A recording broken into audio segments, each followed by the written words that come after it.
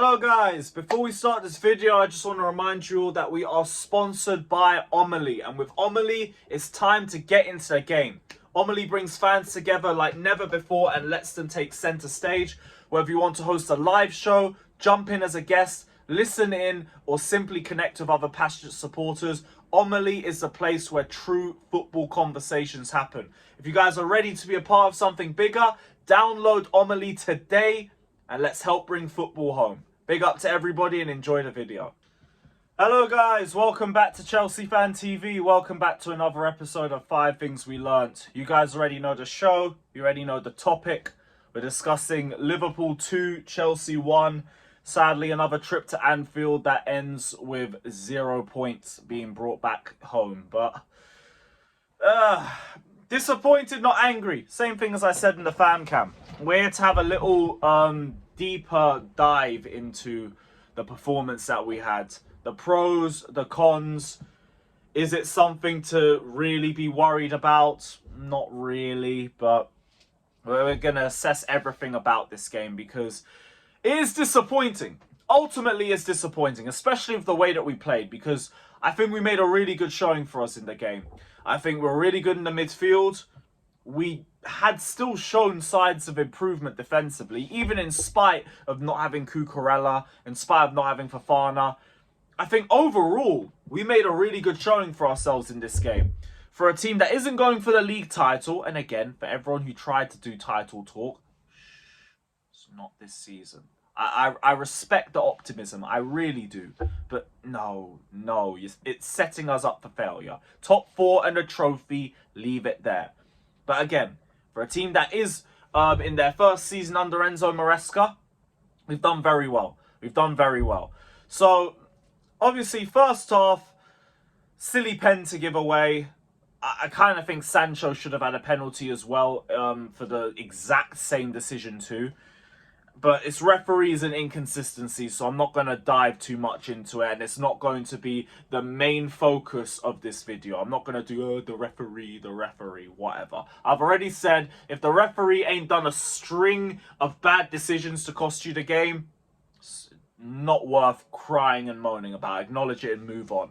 So we actually did really well in that first half. It just, again, comes down to this silly penalty decision. And Colwill has a howler moment, and that's all that it is. It's just a howler moment. We can keep it there and just keep it moving. But other than that, I thought we did our job very well. And this leads me to my first point. Lavia and Caicedo. He has to start. Look, I know Lavia's at the point where it's only 60 minutes that he can play, and that's what Moresa said in the post-match press conference. Fine, I have no problems with that. You play him for those 60 minutes then. Fine, just do that. Because this guy is a cheat code in the first phase of play. He is cracked.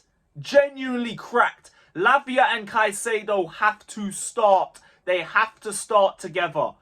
Them two, that's probably the best pivot in the league. And I mean that. I will stand on business with that. I've already said all Lavia has to do is start 5 games in a row with the same performance, and I'm already saying that he's better than Declan Rice. Caicedo goes without saying. This man is the best midfielder in London. Miss me with any other narratives. This guy was sensational all match. All match. His passing, his dribbling, his defensive awareness, his tackling, his decision making, bagged an assist.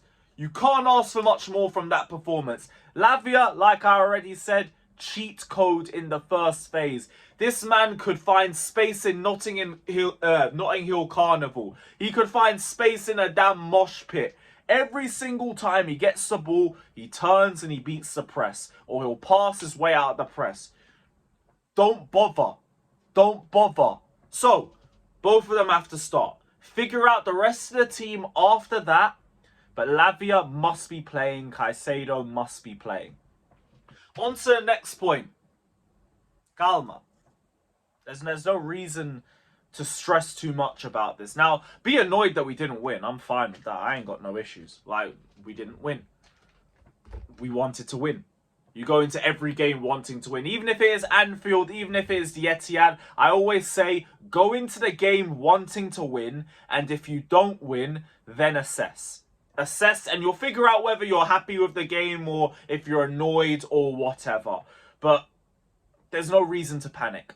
There's no reason to stress or any of that. And to be honest, I don't really see a lot of Chelsea fans doing that, which has shown a lot about how far we've grown over the last month or two. Because I haven't forgotten the way this fan base threw their toys out of the pram on game week 1 when we lost to Manchester City 2-0.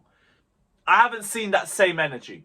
So I'll credit people for that, because it would have been very easy for the same names to do the same BS, and they haven't done that. So I think people are starting to believe in Moresa a little bit more, and good, because he deserves it.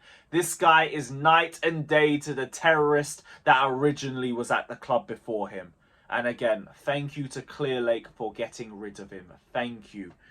My third point, Cole Palmer. We got to talk about Cole Palmer. It wouldn't be fair of me to not do it. Didn't see him. Didn't see him. When he did have the ball, the touches were sloppy. The passing wasn't good. Second half, I think he missed a brilliant, brilliant chance to get Noni Madueke a clear-cut chance on the ball. And yeah, it wasn't good. It wasn't good. He's not going to be happy with that performance. None of us are. But it's Cole Palmer as well, so we're not really going to rip him too much. It's just when we're going to call you the best player in the league, we also got to hold you accountable to that name. So when we have games like this where we don't see him, we have to talk about it. Now, ultimately, I just think Liverpool set up really well to just zero him out of the game when we were in possession. There was like 3 or 4 players all stationed around Cole Palmer in the middle to just make sure he gets minimal service. And it worked. When he did get the ball, Jones was on him the whole time, and it worked. So, like, my whole thing as well is credit to Slot, credit to Liverpool. Their defensive game plan, it couldn't have been better. It minimised Sancho, it minimised Noni, it minimised Palmer, and it meant Jackson had minimal service too. And credit to Jackson because he still managed to get a goal in spite of that. But Liverpool defensively, just a different level. And there is a reason why they're top of the league, and there is a reason why they've conceded the least goals in the league. We learned that today. If we didn't already know that, we know it now. So hands up, you got to give credit to them for the way they handled Palmer and how they handled the rest of our attackers defensively too. But that's about it. This whole narrative that Cole Palmer don't turn up in big games can get in the bin. We're not even going to give that any dignity. Like, please, have shame. And all this, but if it was Saka, Palmer's been getting cooked. So, miss me with the same energy bias, but whatever. On to the positive, another positive, Reece James. Good to see him back. I was surprised to see him start at Anfield. He didn't play that badly. I think his passing was good. I think when he was tested defensively, he did his job well. Ultimately, for the second goal, he does have to shoulder part of the blame with Robert Sanchez, but man's first start since December. Could have been way worse. It could have been way worse than what we saw. So, it was a bit risky from Moresa, but it worked. Well, I mean, he had a good game. We didn't win, so I can't say it worked. But it was good. It was good. And it's great to see Reece back. Please, I beg you, please stay fit. I will pray for you every day and night. Please stay fit. But yeah, shout out to you, Reece. And my last point, which is my only real gripe with Moresa, I gotta figure out how to use Nkunku. Because, like, it was the second game now where he was subbed on too late, in my opinion. Around the 75th to 80-minute mark. And we played him on the left again. Like, we really played him on the left again. Guys, like, we've seen enough to know that Nkunku plays his best in central areas. Either take Palmer off, which I kind of get why you didn't, because it's Palmer and he could just come up with a random moment out of nowhere. But you could either take him off, or you take Noni off and you push Palmer centrally. Instead, we put Neto onto the right and we put Nkunku onto the left. And I get it, Neto's more comfortable on his right. But he wasn't even bad on the left anyway. There was no real need to move him. Palmer, you could have moved. Palmer, for me, do anything with him. You take him off, put him on the right. Just don't leave him where they've already locked him off all game. Because it's not working. Clearly, we can't get Palmer into the game at all. So, move him or hook him. One or the other. But instead, we put Nkunku left wing. Waste. Absolute waste. So, that was my only real gripe with Moresa. And that's again for the people who say I don't criticise the manager. I think he needs to learn how to handle Nkunku a little bit better. I remember he said in the past press conference that it was back in the summer that Nkunku could play anywhere in the front three. I'm yet to see that. I think he's great in central areas. Play him in the 10, play him in the 9, fine. Not on the wings. So, yeah, up to him to figure that one out. But, yeah, all in all, no reason to vent, no reason to be angry or annoyed or anything like that. Just is what it is. But let me know your thoughts in the comment section below, guys. Big up to every single one of you that's locked in. Up the Chelsea, all of that. And we'll see you guys soon. Potch out. Big up, everyone. Had to add it in. Cheers!